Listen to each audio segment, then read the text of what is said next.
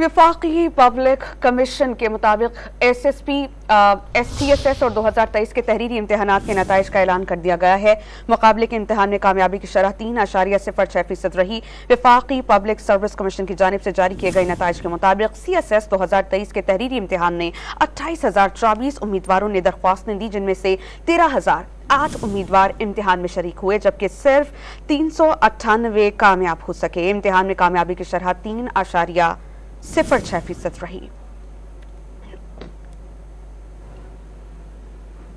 वफाकी public commission के मुताबिक SSP STSS और 2023 के तहरीरी इम्तहानात के नताइज का ऐलान कर दिया गया है।